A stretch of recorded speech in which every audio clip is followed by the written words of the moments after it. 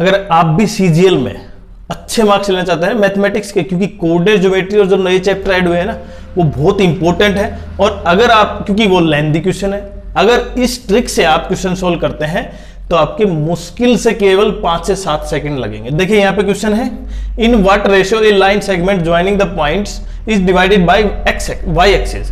तो आपको रेशियो निकालना है। तो आपको क्या करना है, जब भी क्वेश्चन दे रखा है वाई एक्सिस या एक्स एक्सिस, पहले इसी क्वेश्चन को समझते हैं। वाई एक्सिस के द्वारा दिया जाता है ना, तो आपको रेशियो देखना है केवल x का। यहाँ पे x1 कितना है -5 और x2 कितना है 2। तो आपको रेशियो निकालना है। तो रेशियो क्या हो जाएगा, आपको याद रखना है इसका फॉर्मूला, डायरेक्ट 2:5।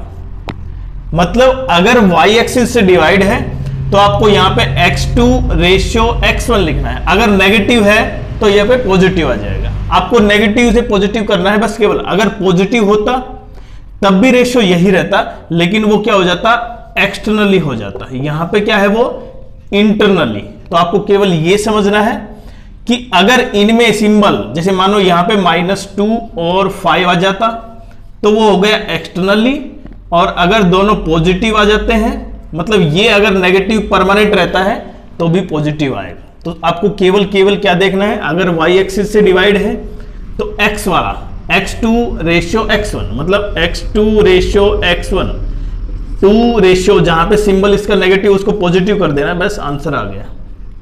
अगर ये x एक्सिस से डिवाइड होता तो आपको क्या करना था, y एक्सिस वाले चेक करने थे, y2 और y1 का रेशियो। y2 कितना है, देखिए यहाँ पे 7 और y1 कितना है 3 पॉजिटिव। तो ये हो गए इनके रेशियो, वो भी केवल 5 से 7 सेकेंड में। दे रखा है कि लाइन सेगमेंट है ए और बी, और पॉइंट सी है ना, उसको कोऑर्डिनेट है 4 और 8/3, और जहां पे ए के कोऑर्डिनेट है 6 और 4 और 3 और 2। तो मुझे यहां पे इसका रेशियो निकालना है। तो आपको देखिए रेशियो k/1 रख के क्वेश्चन करेंगे, आपका टाइम लगेगा। इसलिए आप एक डायरेक्ट मेथड यूज कीजिए।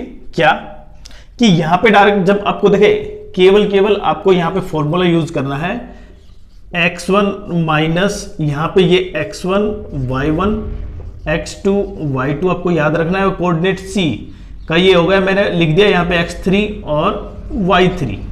अब उससे याद रहेगा आपको, तो x1 minus x3 divide by क्या करना है आपको, x3 माइनस x2। यही आ गया आपका रेशियो। देखिए 6 - 4 कितना हो गया 2, और दूसरा 4 - 3 कितना हो गया 1। इसका आंसर हो गया 2:1। आपने सेकंड के बेसिस पे क्वेश्चन सोल्व कर दिया, रेशियो निकालने का शॉर्टकट टेक्निक।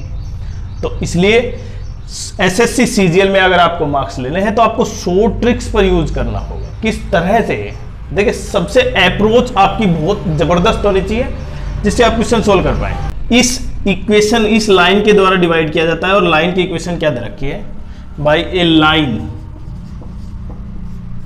जिसकी इक्वेशन है ये, मतलब मैं लाइन लिख सकता हूं डायरेक्ट। तो आप क्या करेंगे, आप सोल्व करेंगे, पहले k की रेशियो 1 लेके पहले x की वैल्यू निकालेंगे, y की निकालेंगे, फिर वैल्यू पुट करेंगे, उससे तो क्वेश्चन बहुत बड़ा हो जाएगा। तो आपके लिए एक शॉर्ट ट्रिक्स, ये आपके पास x1, ये हो गया y1, ये हो गया x2 और ये y2, और इसको लिख देता हूं मैं p, मतलब जो इक्वेशन में कांस्टेंट टर्म है उसको p डिनोट करते हैं। बस आपको इन्हीं का यूज करते हुए यूज करना है। कैसे, देखिए x2 plus y2 minus p, ये जो आंसर आया इसको जो अब वैल्यू दूसरी निकालेंगे हम, p plus x1 plus y1, ये मेरा क्या होगा, रेशियो होगा। देखिए यहां पे p की वैल्यू कितनी है भाई 4, x1 और y1 का ऐड करके दोनों को इसमें ऐड करेंगे तो वो तो 0 है। यहाँ पे x2 y2 कितना हो गया 7 और 5 12, ठीक है।